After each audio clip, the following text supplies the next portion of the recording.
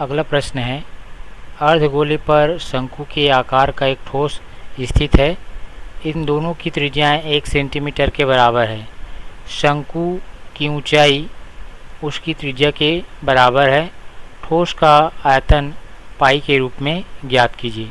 प्रश्नानुसार एक अर्धगोले के ऊपर एक शंकु के आकार का ठोस यहाँ पर स्थित है और यहाँ पर प्रश्नानुसार हमें दिया गया है अर्धगोले और शंकु की त्रिज्या r बराबर 1 सेंटीमीटर, अर्थात यहाँ पर इस शंकु और इस अर्धगोले के आधार की त्रिज्या r बराबर 1 सेंटीमीटर है। इस ठोस का हमें आयतन ज्ञात करना है, तो हम चित्र से स्पष्ट देख पा रहे हैं इस ठोस का आयतन इस ऊपरी शंकु के आयतन तथा इस अर्धगोले के आयतन के योगफल के बराबर होगा। अर्थात इसे हम लिख सकते हैं ठोस का आयतन बराबर शंकु का आयतन धन अर्धगोले का आयतन। अगले पद में हम शंकु का आयतन और अर्धगोले के आयतन का सूत्र यहाँ पर लिख देंगे, तो हमें अगला पद प्राप्त होगा 1/3 पाई r वर्ग h धन 2/3 पाई r की घात 3।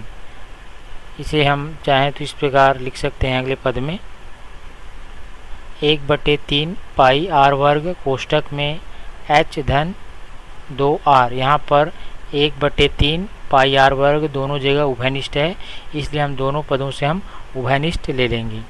फिर हम अगले पद में यहाँ पर क्रमशः जो है r और h का मान रख देंगे, क्योंकि यहाँ पर हमें प्रश्न में दिया हुआ है शंकु की ऊंचाई और त्रिज्या का मान 1 सेंटीमीटर है, तो यहाँ पर हम r की जगह 1 और h की जगह 1 रख देंगे और आगे से हम हल करेंगे।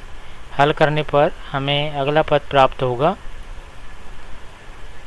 यहाँ पर 2 और 1 का गुणा होगा, 2 एकम 2 और 2 में 1 जोड़ करके ये हो जाएगा 3 और 1 का वर्ग करने पर 1 ही मिलेगा, अर्थात ये हो जाएगा 3 पाई बटे 3। यहाँ से अंश और हर से ये 3 कैंसिल हो जाएंगे, तो अंततः हमें प्राप्त होगा ठोस का आयतन पाई घन सेंटीमीटर। तो इस प्रकार हमारे प्रश्न में जो हमें ठोस दिया गया था उस ठोस का आयतन पाई घन सेंटीमीटर होगा। तो इस सवाल को इस प्रकार से हल किया जा सकता है।